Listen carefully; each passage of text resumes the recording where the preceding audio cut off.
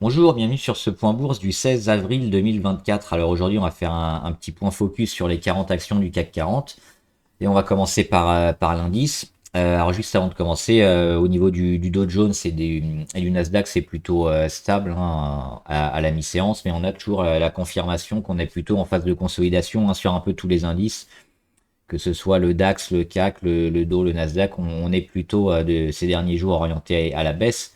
Mais ça suit une période de hausse, donc c'est normal, c'est de la consolidation. Et on verra jusqu'où ça va nous porter. Et puis on a les résultats qui vont arriver sur pas mal d'entreprises, hein. Les résultats des banques américaines étaient dernièrement plutôt bonnes, plutôt favorables.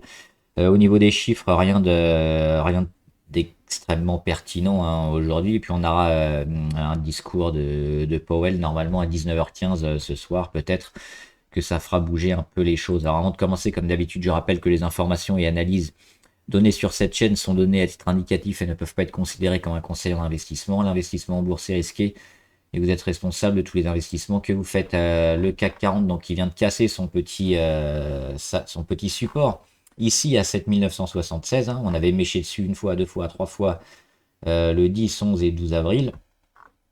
On le casse. Alors, on ira où? Peut-être là. Il y a deux gaps qui ont été créés courant février, entre le 11 et 12 et entre le 21 et 22. Et puis un support autour de 7653, hein, ça remettrait pas en cause le marché plutôt favorable et haussier du CAC. On a également une petite oblique là, éventuellement, sur lequel rebondir autour du premier gap. Mais on est toujours dans cette phase de consolidation. Donc plutôt toujours en baisse, où ça va construire, ça va baisser un petit peu. Peut-être ici sur les 7825 ou un peu en dessous des 7800, on verra.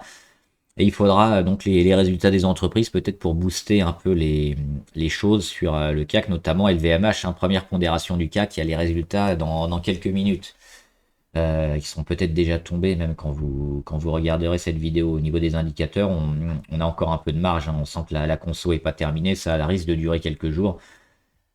Et on vous voit sur le CAC, quasiment tout est rouge. Il y a juste deux actions en vert, tout le reste, hein, 38 actions en rouge, donc en négatif. Allez, on commence tout de suite avec Accor. Alors Accor, c'est plutôt bien, pareil, sur le moyen long terme.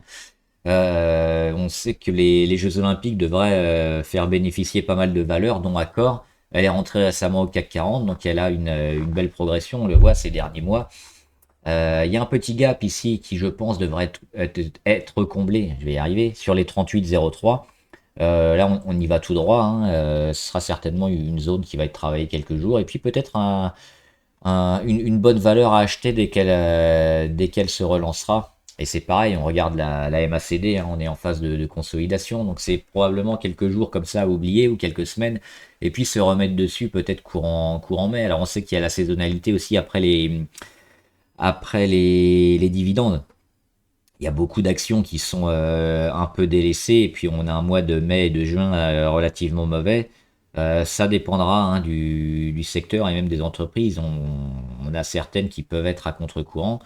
Euh, Maintenant, c'est pas le moment de se mettre dessus, mais peut-être pour du moyen long terme, ça reste, je pense, favorable sur Accor. Donc on attendra une porte d'entrée un peu plus intéressante. Air Liquide aussi, elle est en phase de consolidation, mais on voit qu'elle consolide un peu doucement, donc ça veut dire que c'est plutôt fort hein, ce que nous met Air Liquide. Le gap ici, pas sûr qu'on ira le combler sur les 172. Donc c'est une zone à surveiller, mais on regarde surtout la moyenne à 20 jours et puis cette oblique qui est parallèle à la moyenne à 20 pour relancer, peut-être recasser à la hausse au niveau d'Air Liquide et signifier une nouvelle tendance haussière.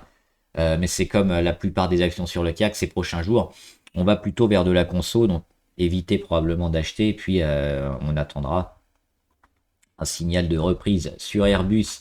Alors Airbus, elle a un très beau canal comme ça qu'elle a cassé un peu et donc elle était en surchauffe. Donc c'est pour ça que moi je voyais Airbus revenir un peu dans son canal. Et ben c'est ce qu'elle est en train de faire. On a fait le petit dessin, c'est quasiment ce qu'elle a fait.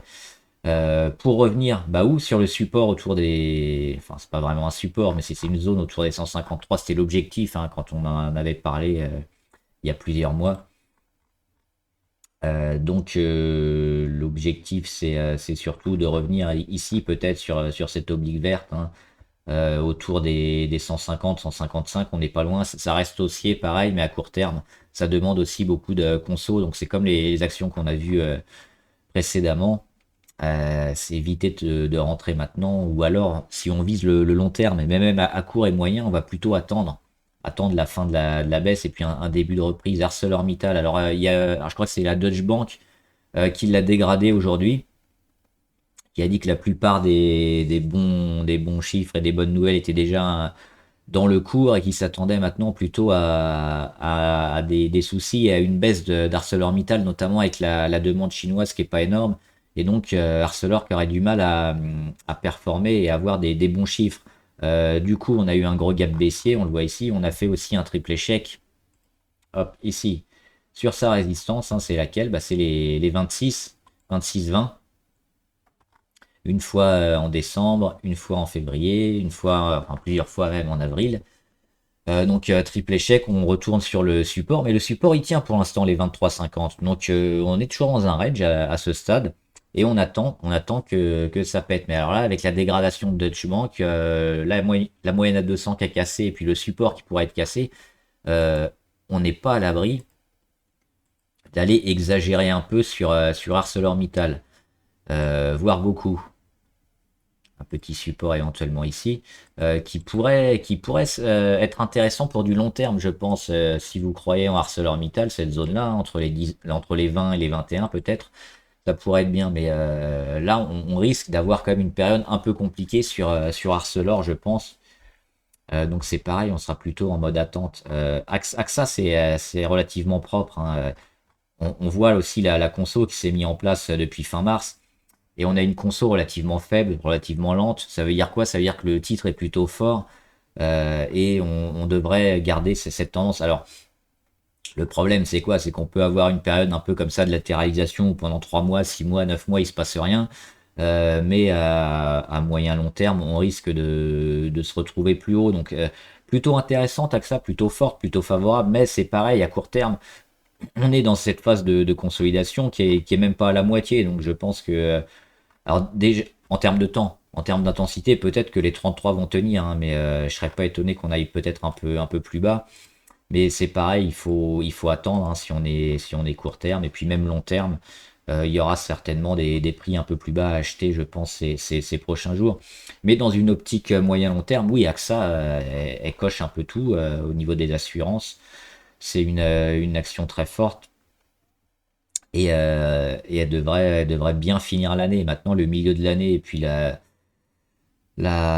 rentrée, je sais pas. Donc, également, c'est la même chose, hein. Éventuellement, la racheter sur des supports un peu plus bas, plutôt que de l'acheter assez proche de ses plus hauts historiques, hein, qui sont ici. C'est à mon sens un peu plus intelligent à faire. BNP Paribas, bah, ils ont fait leur gros retour, hein, on le voit. On en avait parlé, hein, quand ils étaient là, que c'était une belle zone d'achat. Elle a été tapée un nouveau plus haut sur les 67. Alors le problème, c'est que la baisse des taux, hein, va arriver peut-être un peu plus tard pour les bancaires. On verra avec la BCE si elle le fait avant la Fed. On revient sur deux zones support, hein, les 62 et les 63. On vient à peine de se mettre en inversion de tendance, donc on va certainement un peu zigzaguer vers le bas. Il y aura peut-être des supports à acheter, hein, pour la suite, je pense, sur BNP. Mais là, toutes les actions sont un peu pas toutes, mais beaucoup sont un peu dans la même configuration. C'est-à-dire qu'on a été chercher des plus hauts historiques et on est en mode consolidation. BNP, c'est pareil, elle va consolider. Donc, attendre de voir la force de cette conso. Si on va très bas, on sera peut-être un peu refroidi parce que même si on peut se dire que le prix d'achat est relativement faible et que ça vaut le coup, ça signifie aussi une baisse de la confiance. Donc ce qu'on attend plutôt sur ce genre d'action, c'est des consos qui vont pas trop bas, qui vont ici sur les 63, les 62 ou un petit peu sur les 61 et qui repartent. Donc c'est ça qu'on va surveiller, et puis surtout avec les indicateurs, hein. Là on est beaucoup trop haut sur la MACD. On va éviter d'investir maintenant, déjà quand on est haut et quand on vient de passer en inversion de tendance. Normalement c'est vraiment pas le moment d'investir, donc éventuellement on quitte, on met des stops où on avait pris ses bénéfices avant, ou alors si on est long terme on fait rien. Mais à court terme on va plutôt vers le bas. Bouygues, Bouygues elle a un beau canal haussier aussi, elle a été quelques fois en surchauffe, on le voit hein, ici, et puis elle revient dans son canal. Donc a priori c'est pareil, hein, on devrait pouvoir l'avoir dans quelques jours ou dans quelques semaines un peu plus bas pour continuer. On surveillera les indicateurs, mais là la dégradation de Bouygues elle s'est fait assez fortement hein, ces derniers jours. On a perdu non, que 6%. C'était un peu plus impressionnant sur les graphes. On a perdu que 6%, mais on ira certainement peut-être aussi vers les 34-35 environ. Et là, on pourrait y revenir, mais pour le moment, on le voit bien, hein, la phase de conso qui est pas terminée sur Bouygues. Et je rentrerai pas aussi proche du haut du canal haussier, hein, c'est l'oblique rouge. Généralement, c'est plutôt des zones de vente. Capgemini, alors Capgemini, elle m'intéresse. J'avais déjà fait un petit aller-retour. J'aimerais bien re-rentrer dessus pour éventuellement du moyen long terme. Et on le voit, le graphe il est plutôt sympa parce qu'on a cette belle explosion ici avec une première poussée, un pullback, une deuxième poussée, la phase de consolidation. Et c'est ça qu'on attend, la fin de la consolidation avec la baisse de la volatilité, des niveaux support. Alors peut-être ici, hein, sur 196 ou sur 185, on verra. Et puis un redémarrage qui vient nous péter l'oblique ici. Et là, ce sera le signal pour rentrer sur Capgemini. Moi, je vais la surveiller. Et le jour où ça arrive, je rentrerai sûrement. Et pour le moment, c'est pareil, on est plutôt comme ça à surveiller ce qu'elle va faire. Peut-être comme ça. Et puis hop, ici, on achètera. Peut-être là. On peut éventuellement acheter le support en anticipation, mais si on casse, c'est toujours ennuyeux parce que ça nous met en moins-value probablement pendant plusieurs semaines, hein, le temps qu'elle reparte. Donc, deux tactiques à avoir. Mais si vous achetez le support, prévoyez quand même des stops assez courts si le support ne tient pas. Carrefour. Carrefour, c'est pas trop mal parce qu'elle est en train de perdre énormément de volatilité depuis qu'elle a cassé ici le 21 février. On le voit, elle revient sur support à 15,4. Et puis les plus hauts sont de plus en plus bas. On a une baisse comme ça de la volatilité. Ce qu'on attend, c'est une petite explosion. Alors la tendance, elle est toujours un peu dégradée, mais si on arrive à tenir les 15,4, ça pourrait, ça pourrait donner un premier signal ici d'achat de la construction pour repartir un peu plus haut, un peu plus tard. Donc il faut surveiller tout ce qui va se passer ces prochains jours sur Carrefour et tenir les supports. Mais si on commence à avoir des beaux volumes, des rentrées et puis une explosion vers les 16 ou 16-20, ça pourrait signaler un début de retournement sur Carrefour. Crédit Agricole, comme beaucoup de bancaires, plutôt favorable à moyen et long terme, mais à court terme, elle est peut-être en mode conso, donc c'est attendre un retour sur support, probablement à minima ici sur les 12,8. Un peu de travail, d'autant elle aussi, elle a mis un nouveau plus haut historique, hein, Crédit Agricole, on le voit, elle a énormément performé. Il va y avoir forcément des prises de bénéfices à un moment ou un autre. Et puis là, on est depuis quelques jours, comme la BNP en inversion de tendance, ça risque de durer. Je pense pas qu'on va repartir directement. Il faudra aussi surveiller ce que va dire la BCE notamment, mais pour le moment, c'est pas très favorable de rentrer, sauf si on est dessus, qu'on vise le long terme, on fait rien, mais pour une optique d'achat sur les meilleurs prix, on visera plutôt les 12,8 ou les 12 environ. Et la fin de la conso au niveau MACD, Danone. Alors on avait déjà fait le petit dessin sur Danone. Elle est en train de bien réagir ici, sous sa résistance à 58,2 et au-dessus de son support sur sa moyenne à 200 ici, hein, autour des 57 euros. Donc ce qu'on attend, c'est qu'elle casse vers le haut ici, qu'elle recasse les 58,2. Si elle le fait, on pourrait être positif sur Danone. Pour l'instant, on est un peu en embuscade. On n'est pas loin, mais il se passe rien. Il faut attendre. Dassault Systèmes, alors ça continue de descendre hein, sur Dassault. Si vous vous souvenez, bah, moi je l'attendais ici. il y a plusieurs mois déjà. Elle était montée, elle a corrigé assez fortement et elle y revient enfin sur ces niveaux-là, hein, autour des 40. Est-ce que c'est le moment d'acheter? Non. Mais par contre, le prix commence à devenir vraiment intéressant. On surveille quoi? Bah, la fin de la dégradation, parce que là, on est rentré quand même un petit peu en dégradation, en cassant les 40,3. On est sous les 30 aussi niveau RSI. Mais il y a un moment où il va y avoir un pic, et c'est ce pic qu'on va acheter, je pense, parce que Dassault Systèmes à long terme aussi, elle m'intéresse beaucoup. Elle a trop perdu, hein. Ça, c'est excessif. On va retrouver des niveaux de valorisation qui sont un peu bas sur Dassault Systèmes. Donc, sous les 40, pour moi, même pour le long terme maintenant, on pourrait presque acheter directement. Ce serait favorable, mais on va attendre parce qu'on n'est jamais à l'abri d'aller un peu toujours dans l'excès et puis passer plusieurs jours, plusieurs semaines où on continue de descendre ou alors on zigzague. Nous, ce qu'on attend, c'est un signal fort de rachat qui nous dit Dassault va performer ces prochaines semaines. Donc on surveille les obliques, les niveaux clés.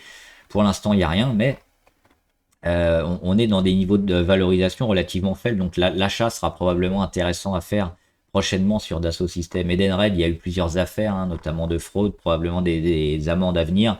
C'est trop dur pour le moment, la tendance elle est dégradée. Il y a eu des gaps baissiers en plus. Alors on est sur support, mais éviter ce genre d'action, hein, qui est un peu sous le feu des critiques comme ça et qui est dans une tendance baissière. Éventuellement, ouais, jouer très court terme pour les rebonds. Si on est quel jour? On est mardi. Si mercredi on a un petit chandelier vert et qu'on se maintient au-dessus, on peut avoir du rebond technique, mais ce sera que technique, hein, sur Edenred, Engie.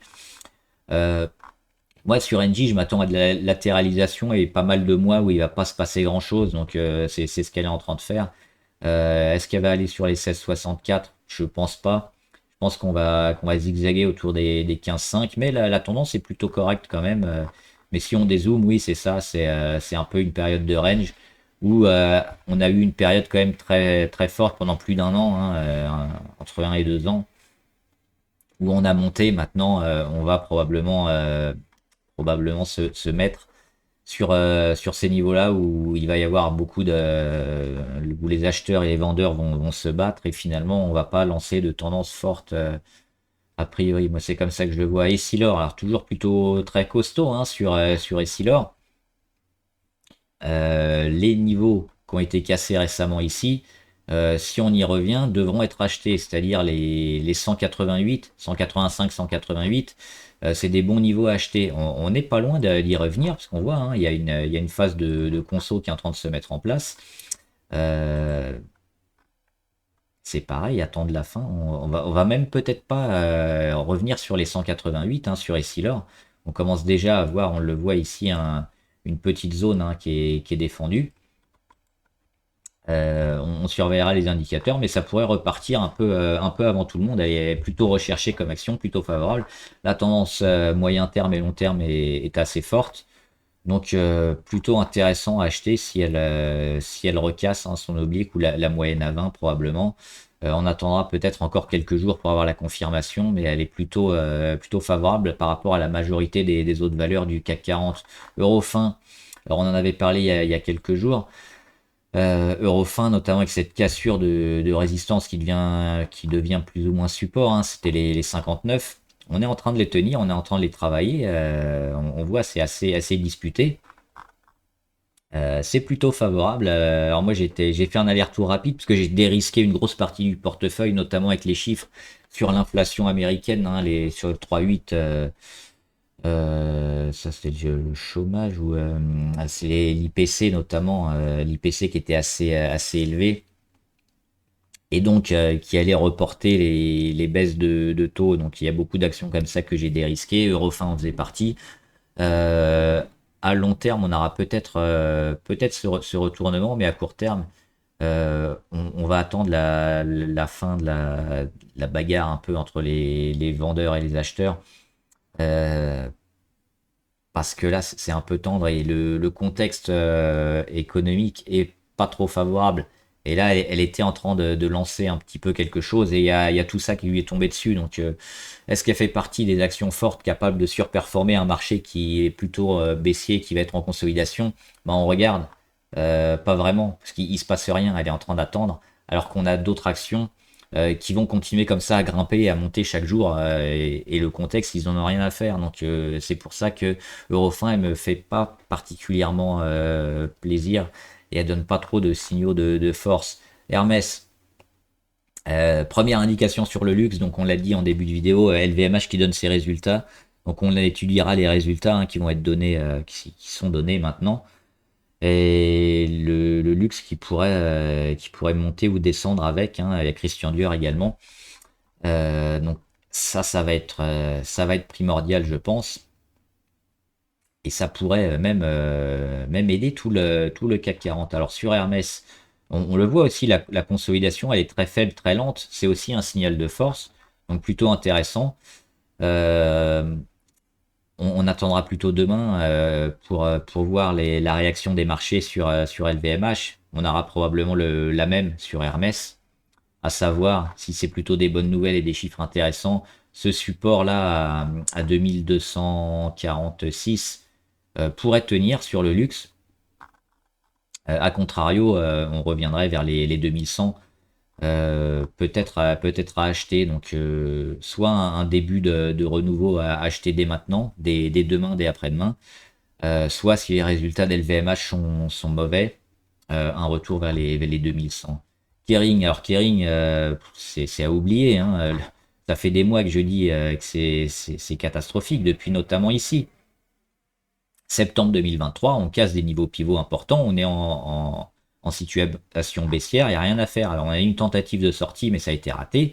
On revient à chaque fois plus bas. Il faut attendre ça, hein. J'avais fait le petit dessin, un retour sur support, confirmer le support et puis casser les deux résistances obliques et fixes pour devenir positif sur Kering. Donc ça nous mène ici, ou un peu avant s'il a rebondi avant, ou un peu après, mais c'est ces zones-là à casser. Et pour l'instant, c'est négatif et on peut même continuer d'aller plus bas hein, sur Kering. Legrand. Legrand, elle a fait encore un échec sur ses plus hauts historiques. Malheureusement, échec ici, ça veut dire un retour probablement sur des supports. Un peu comme Veolia finalement, et un peu le graphique un peu chiant où il se passe rien. Donc, le support à 88. Et puis voir un peu si on casse cela, hein. Si on casse celui-là à 88, on ira peut-être vers les 80, mais ça a quand même été bien racheté. Là, on le voit pas mal de fois, hein, énormément racheté. Donc ça reste un support plutôt fort.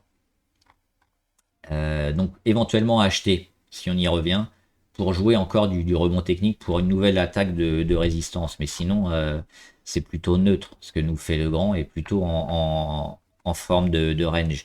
L'Oréal. L'Oréal, on a signifié un point négatif en cassant les 417 là. On a essayé d'y revenir, pour l'instant on n'y arrive pas, mais on perd pas trop. Donc c'est plutôt neutre aussi sur L'Oréal. On a été un peu sous les 30 niveau RSI, on est déjà revenu. On a eu une grosse correction niveau MACD, on est déjà dans le négatif. On pourrait être en inversion de tendance si on a quelques belles journées. Donc le luxe aussi qui pourrait tirer L'Oréal vers le haut si ça se remet bien. On serait pas loin, hein, parce que s'il se passe ça, si on revient rapidement sur les 420, 425, ben on rejoue la résistance à 460. Euh, et on aura plein d'étapes qui vont se valider également au niveau des indicateurs. Donc c'est ça qu'on surveillera, je pense, sur L'Oréal, cette zone-là, hein, autour des 420, 425, si on y revient. Un signe de force probable sur la valeur LVMH, on l'a dit, il y a les résultats. On va attendre les résultats, hein, analyser et puis voir comment le marché va les jouer aussi, parce que des résultats plus ou moins bons, ça dépend aussi du chiffre d'affaires, des marges, des objectifs à venir. Et ça, le marché peut décider de le jouer beaucoup ou pas du tout. Donc il faudra attendre, en plus des résultats, la réaction demain et éventuellement après-demain. Moi, je serais plutôt positif, mais il faut attendre la confirmation des marchés. Donc rendez-vous demain. Michelin, euh, résistance ici à 35,8, c'était son plus haut dernièrement, hein, il y a quelques années, c'était en 2022. Échec. Échec sur les 35,8 et probablement de grosses prises de bénéfices. Alors il y a pas mal d'équipementiers de pneus aussi qui sont un peu plus favorables que Michelin. Je crois qu'il y avait Pirelli notamment qui était un peu rehaussé par rapport à Michelin. Michelin, ils ont déjà fait une belle hausse, hein, donc maintenant à court terme, c'est probablement ici le plus haut qui était à vendre. Même si Michelin, on l'a dit, un pricing power important, est capable d'élever ses prix et puis de vendre toujours beaucoup. C'est peut-être un peu cher maintenant et on va aller vers une période de construction, donc pas forcément légitime de rester dessus. On attendra peut-être un excès du marché un peu bas pour se remettre dessus ou plutôt choisir d'autres valeurs, d'autres actions ou d'autres équipementiers de pneus que Michelin parce que l'échec ici sous la résistance, ça n'augure rien de bon. Orange. Le rebond a été moyen sur Orange. On n'est même pas allé chercher la résistance, hein. On s'est arrêté avant, autour des 11. On est revenu sur la moyenne à 200. On est revenu sur le support. On est en train de le casser. Euh, ça fait presque peur hein, sur Orange qu'elle est en train de montrer. Hop. Je la verrais bien redescendre un peu sur les 9-8, hein, sous les 10. Pour le moment, c'est vraiment la tendance qui prime sur Orange. Alors, ce qui peut la sauver, c'est une baisse des marchés. On l'a dit, quand la plupart des marchés baissent, il y a deux trois actions comme ça qui marchent bien, notamment Orange, Carrefour, Danone, ou Thales. C'est les valeurs un peu dites défensives qui surperforment le marché baissier. Donc là, tout est rouge et comme par hasard, Orange, ils sont verts, hein, comme d'habitude. Mais ça risque pas de durer. Et puis le jour où ça dure pas, Orange, ils vont retourner un peu vers le bas, je pense. Donc pas forcément super favorable sur Orange. Pernod Ricard, on a cassé, hein, on n'a même pas réussi à le tenir. Hop, c'est laquelle? C'est celle-là, c'est les 142. On espérait beaucoup sur les 142, mais malheureusement, là, on le voit, hein, cassé depuis 2 jours. Que les jours précédents, on l'a touché encore hein, avec des mèches ou avec le corps du chandelier. Là, ça fait 2 jours, on a cassé en dessous. Pas terrible. Donc, on va peut-être hein, retarder encore le rebond sur Pernod Ricard. Qui sera intéressant, je pense, à prendre, parce qu'on a tellement perdu sur Pernod Ricard qu'on retrouve des niveaux de valorisation pas terribles. Mais il faut attendre un début de retournement, hein. Donc peut-être pas ici, peut-être. Alors le support il est pas mort définitivement, hein, ça peut retravailler et puis repartir, mais probablement ici, hein, à la rentrée en, en août ou en septembre pour Pernod Ricard, hein, ou alors on peut même aller plus bas sur les 128 Publicis. Alors Publicis exceptionnel, autour des 100. Malheureusement, non, non, c'est plutôt favorable. Sur Publicis, on va, on a cassé ici les 98 tout récemment, mais on peut aussi avoir une période de latéralisation qui peut durer. Et surtout, on le voit, une grosse explosion ici. Donc, le temps que les moyennes reviennent un peu, généralement, on va un peu zigzaguer. Il peut se passer pas mal de semaines où le titre ne fait rien. Regardez ce qui s'est passé ici, hein, mars 2023, novembre 2023, on est passé quasiment un an pour attendre justement le retour des moyennes et repartir. C'est peut-être ce qu'elle va faire ici pendant plusieurs semaines. On est aussi toujours dans le positif côté MACD, donc c'est pas forcément le meilleur moment pour investir sur le moyen terme. Donc attendre encore peut-être un peu une baisse, hein, une correction, et peut-être ici, pareil, cet été, ça deviendra peut-être plus intéressant. Renault, bah, elle a fait un échec sur sa zone, hein, la zone de travail ici qu'on avait notée dans le carré bleu. Elle y est revenue et puis pour l'instant elle corrige et elle va corriger peut-être un peu fortement. On le voit, il n'y a que du rouge. Sur Renault. Donc, ce qu'on attend, c'est la fin de conso. Peut-être un retour violent sur les 43. Mais la tendance, elle a été donnée plutôt intéressante. Donc, racheter le rebond s'il arrive. Mais la conso risque d'être forte. Donc, ça vaut le coup d'attendre pour avoir du Renault un peu moins cher. Là, on est qu'au début, hein, éventuellement. Donc plutôt négatif sur Renault. Safran, plutôt intéressant avec notamment ce qui se passe hein, sur le secteur de la guerre, Safran, et puis l'aéronautique aussi. Euh, on a peut-être ce range qui va se mettre en place sur Safran, qui pourrait durer. Il n'est pas fait dans le bon sens. Hop, enfin, vous avez compris l'idée. Euh, et attendre un peu parce que là on avait un beau petit canal, on le voit, et puis on est parti un peu trop fort en exponentiel. Qu'est-ce qui se passe souvent comme ça? Bah, on a des retours à la moyenne un peu, c'est-à-dire que si on n'a pas le range, on aura hop, un retour un peu ici vers le support, vers le gap, et là je pense que ce serait pas mal d'acheter cette zone là. Sinon on va dans un range, il faudra attendre la fin, hein, la fin de la digestion de la hausse sur Safran. Donc c'est pareil, à court terme, on évitera de rentrer maintenant Saint-Gobain. Alors ouais, j'étais plutôt négatif sur Saint-Gobain, surpris de l'avoir aligné des plus hauts, notamment au-dessus des 67-70. Alors elle a tapé quand même les 75 hein, dernièrement. Elle reste haussière et puis on surveillera les 65. Hein. C'est toute cette période aussi de bah, peut-être de range aussi. Hein. Après la période de hausse qu'on a eu assez forte sur Saint-Gobain, on peut avoir aussi toute cette période-là.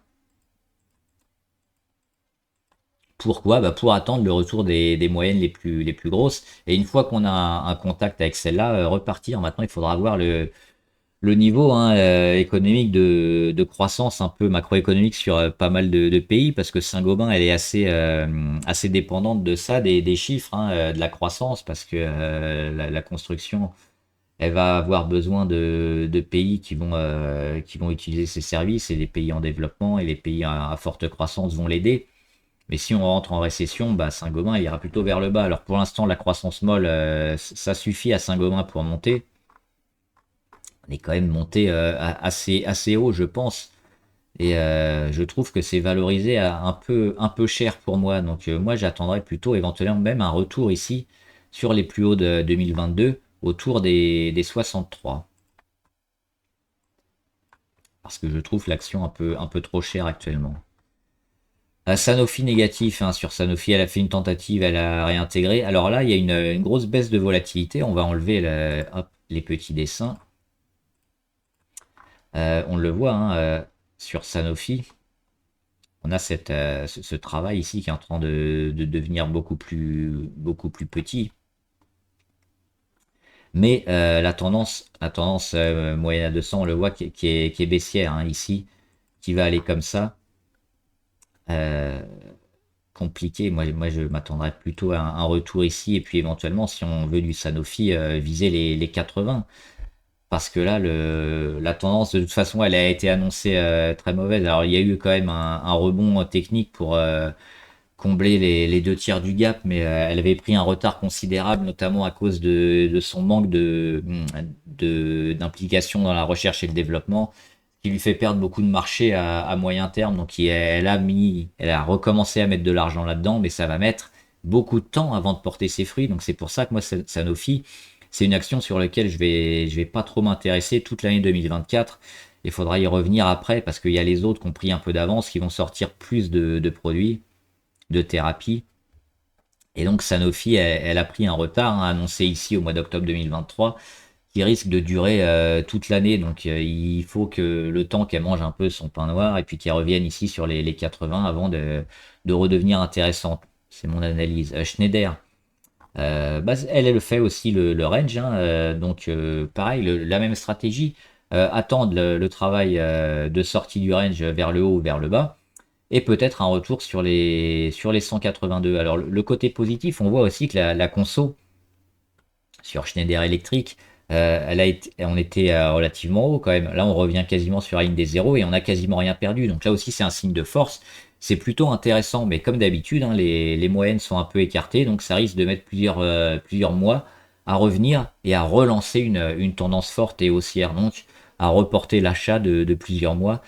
Parce que si on achète maintenant, il va peut-être se passer pas grand-chose. La Société Générale, un nouvel échec, hop, pareil, sur les 26,7 ou un peu en dessous, hein, les 26,6 par là.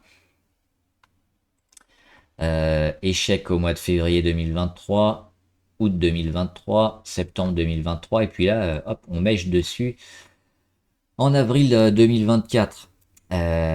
C'est pas catastrophique parce que on le voit hein, sur les bancaires. On revient avec des plus bas de plus en plus haut. Donc là, elle est encore allée chercher. Donc on va violemment redescendre. Mais si la BCE baisse ses taux en juin, ça devrait booster, je pense, le titre. Donc attendre, pareil, la fin de conso qui sera pas forcément très forte. On le voit pour l'instant, on vient de rentrer comme la plupart des banquiers en phase de consolidation. Alors la perte, elle a été assez importante sur Société Générale. On a perdu 6% en 3 jours, mais c'est des zones ici qui devraient être travaillées et permettre de repartir. Donc pour le moyen long terme, on visera ces zones-là, hein, peut-être, et ce sera intéressant à acheter. Par contre, si on revient sur l'oblique rouge et qu'on le casse, attention, on aura certainement une faiblesse annoncée sur la Société Générale, qui a vendu des actifs hein, importants, je crois, dernièrement.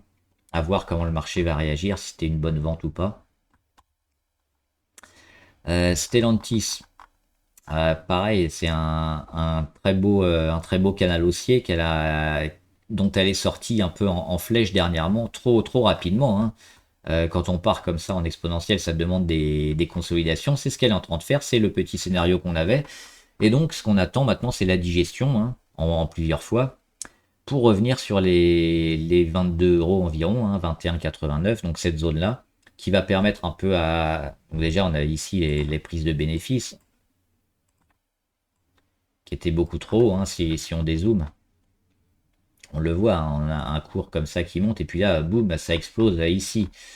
Janvier 2024, donc on a gagné, hop, trop rapidement, on a gagné 40%. C'est monstrueux, donc forcément ça demande un peu de digestion et un retour un peu à la moyenne. Les 21,89 semblent intéressants, ou cette zone-là à acheter, peut-être un peu en dessous même, ce sera pas catastrophique pour la tendance, mais pas pour le moment. Alors STM, malheureusement, bah, on surveille toujours l'oblique, mais les semi-conducteurs, on l'a dit, on est dans un bas de cycle. Ce qui n'est pas forcément le cas pour tout le monde, notamment les producteurs comme ASML Holding, mais STM, comme beaucoup, elle est un peu dans le bas, donc on va l'oublier, on va la laisser baisser parce que les prix sont pas forcément au plus bas maintenant. Et on attendra que le marché y revienne massivement. Donc on surveillera les volumes, on surveillera la tendance. Pour l'instant, on le voit, on casse un petit support et on ira peut-être finalement ici hein, sur les 35 sur STM avant de repartir et surtout de casser cette oblique-là, hein, 50, 47, 44. Aujourd'hui, elle est sur les 44, mais dans quelques mois, on la cassera peut-être ici sur les 42 ou les 41. Et c'est ce signal-là qu'on va rechercher parce qu'on le voit ici, toutes les moyennes, elles vont concorder avec l'oblique dans cette zone-là. Voilà, on va l'avancer. C'est ça, donc c'est cette cassure-là qui nous signalera l'achat et le retournement majeur sur les semi-conducteurs. Donc je pense qu'il faut attendre, qu'il ne faut pas anticiper. Alors certains voudront jouer peut-être les prix plus bas, peut-être sur les 35, ça peut s'entendre. Si derrière on met des stops assez courts, on peut avoir ici un prix bas et puis jouer, rien que le rebond technique, ce serait déjà très important. Et puis si le support tient pas, bah, on n'aura perdu qu'une toute petite partie. Donc oui, ça peut éventuellement se jouer, hein, quelque chose comme ça avec un achat ici sur support et puis un stop pas trop loin. Téléperformance, non, hein, on est toujours hop, sous les 99. C'est négatif, il n'y a rien à faire. Thales, plutôt favorable sur Thales, ça pourrait exploser hein, avec ce qui se passe un peu à droite à gauche entre la Russie, l'Ukraine, Israël, Iran. Tout le monde veut se taper dessus, donc les actions en relation avec la guerre ont plutôt la cote en ce moment. Et on voit la taille des chandeliers important, la tendance très forte. Donc là, on est monté très vite. On commence déjà à réagir sur la moyenne à 20. La conso, elle est pas très forte pour le moment. Moi, j'aime bien Thales. Qu'est-ce qu'on peut surveiller? C'est peut-être les Bollinger, hein, notamment. On le voit ici, les Bollinger qui vont se rapprocher. Si on rattaque un peu dans un sens ou dans l'autre, ça sera peut-être un bon signal. Mais moi, je verrais plus quand même Thales continuer de performer, ou alors s'il y a un retour sur les 151, il faudra l'acheter. Donc à moyen terme, super favorable sur Thales. Même si on le voit, le graphe, on a progressé énormément. Il y a tellement de monde dessus, et puis c'est des valeurs qui sont tellement recherchées que elles ont encore la capacité de monter. Et on le voit par rapport à certaines technologies, hein, on était là au niveau de la guerre, on n'a même pas fait du x2. C'est pas complètement déconnant comme valorisation Thales ici. On a encore une marge de manœuvre quand on voit ce qui se passe à droite à gauche. Des contrats qui sont décrochés, donc plutôt favorable également.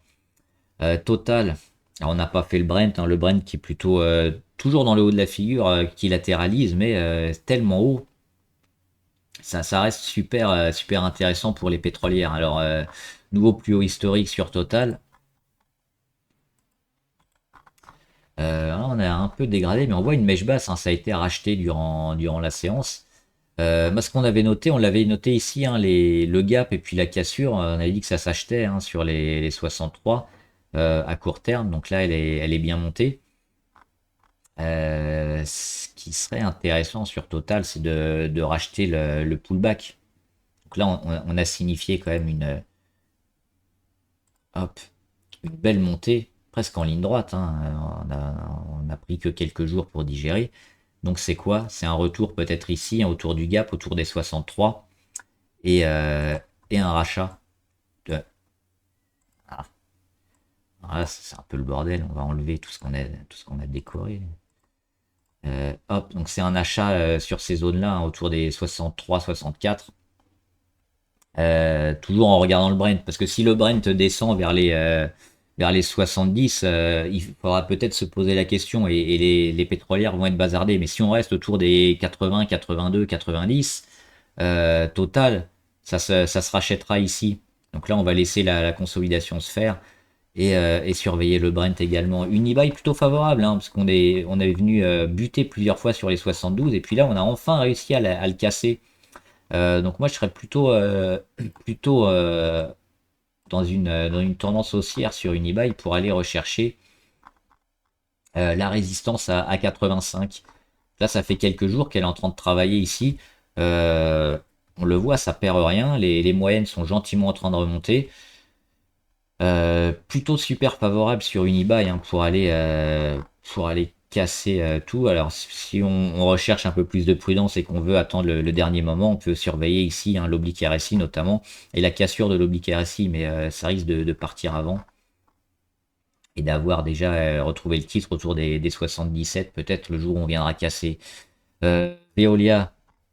Veolia, elle faisait pas grand chose, elle commence à dégrader sérieusement, hein, notamment ici. On a cassé les 28 aujourd'hui. On était ici sur la moyenne à 200, on le voit, on le travaillait avec pas mal de chandeliers rouges. Pas terrible, hein, ce qu'elle donne depuis quelques jours. Veolia.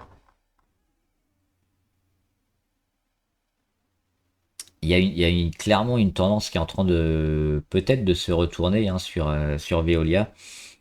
Moi j'éviterais, parce que le double échec ici, on l'attendait forcément, un retour ici autour des 28 quand on fait un échec sur les 30,5. Mais les 28 ils n'ont pas tenu, ce qui fait quand même un gros signe de faiblesse, hein, sur Veolia. Et on ira peut-être une nouvelle fois sur les 25, donc plutôt à éviter. Vinci, Vinci, elle est un peu plus forte. C'est pas, on peut pas, je pense, comparer Vinci et Veolia en termes techniques, parce que si on a plusieurs échecs ici, déjà, ils sont beaucoup plus proches. Et puis on a les supports qui sont ici à 111, et c'est ceux-là, je pense, qui devraient tenir. On a un retour de la moyenne à 200 aussi qui va arriver. On va le faire en pointillé. Hop, la moyenne à 200, c'est ici en rose. Elle va arriver comme ça.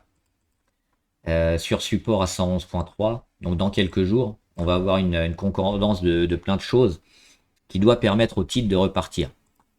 Donc là, ça s'achète normalement, et on va avoir deux scénarios, probablement au mois de mai. Un rebond sur Vinci pour aller à nouveau sur les 119, ou alors une cassure et puis une tendance un peu plus morose, mais on va le savoir a priori très vite, fin avril ou début mai. Et enfin Vivendi, alors Vivendi on est plutôt long terme hein, pour jouer la scission hein, qui va se passer, et puis on aura après des actions Canal+, Havas et puis une holding. Il y a probablement une grosse plus-value à faire, hein. On parle des 13 euros environ sur la valorisation, donc on en est un peu loin. Mais c'est ça qu'on joue hein, sur Vivendi, c'est le long terme. À court terme, elle est plutôt en phase de conso, mais je pense pas qu'on ira combler le gap. On verra quand même, mais hop, on a un gap ici sur les 9. Ça devrait être plutôt défendu et travaillé, je pense, ces prochains jours. Mais c'est pas trop une action qu'on va acheter maintenant et puis vendre dans le courant d'année 2024, hein. Je pense que si on veut rentrer sur Vivendi, on vise fin 2024, début 2025 avec la scission et puis la valorisation des diverses entités. Donc finalement, le prix, que ce soit sur les 9,8, 9,7, 9,4, il sera pas tellement important, hein, parce qu'on va pas jouer le court terme là-dessus. Voilà, j'espère que la vidéo vous a aidé. Un peu long, mais bon, on fait un peu toutes les actions et puis on essaye de décortiquer un peu les niveaux pivots et puis de se projeter. Euh, Dites-moi en commentaire hein, les actions que vous avez, celles en quelles vous croyez, et puis des questions que vous avez sur la bourse ou le trading, j'y répondrai. Bon trade, à plus!